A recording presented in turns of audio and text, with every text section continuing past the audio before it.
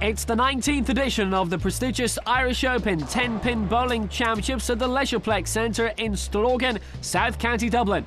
The event has a prize fund of €25,000 with a first prize of €5,000 for the men's winner. A total of 240 competitors from 12 countries are taking to the lanes for the event.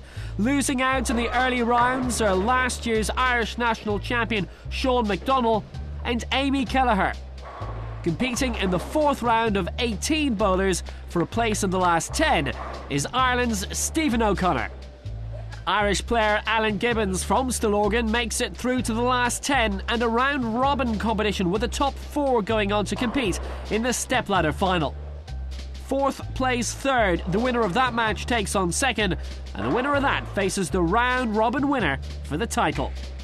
Alan Gibbons goes into the event hoping to improve on his 8th place at the 2006 AMF Bowling World Cup in Venezuela. Gibbons has never won the Irish Open, but has featured in the top 10 a number of times. Defending champion Sven Roger Olsen from Norway is back to defend his title, and for the first time, American Tim Mack from New Jersey is here. The bowling lanes at Stillorgan are made from aesthetic compound but have the look of a wooden finish. The lanes are oiled to tournament standard for the event. 10-pin bowling is said to be played by 100 million people around the world, but in Ireland it has a relatively small base with around 2,000 members. Willie Nolan is president and chairman of the Irish Bowling Association. Even though it is a minority sport, we have over 2,000 members in the Irish 10-pin Bowling Association. Plus, we have a great coaching scheme going which incorporates the Special Olympics people as well. It's thanks mainly to the bowling centres that we are able to run all our events. Most bowling centres have junior clubs which start from the age of 8 and 9 years of age, which culminate all the way up to seniors. To reach the men's stepladder finals, the players will have taken part in 25 games over 4 days, with the women playing 23.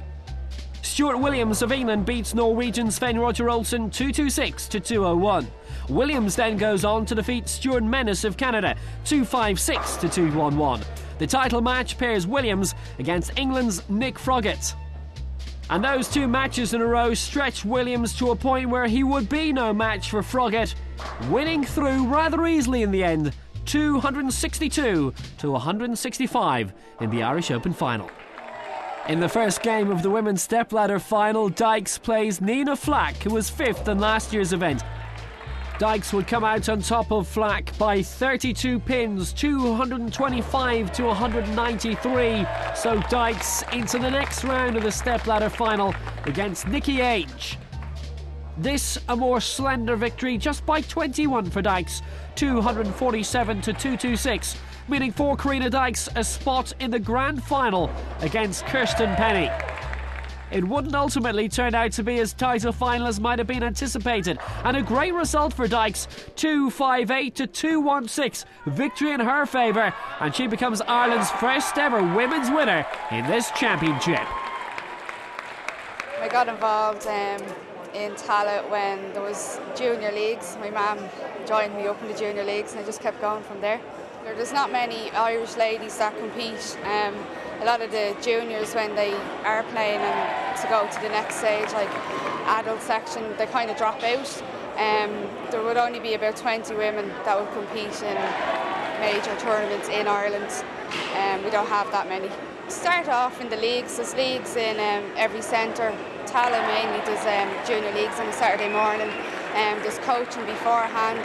The coaches can help you out, progress your game, and then you can play in the leagues, and you play up to under 18s, and then you go on to under 23s and then on to the adult section. So you start off at basic, getting practice, and then play in your junior leagues and move on from there.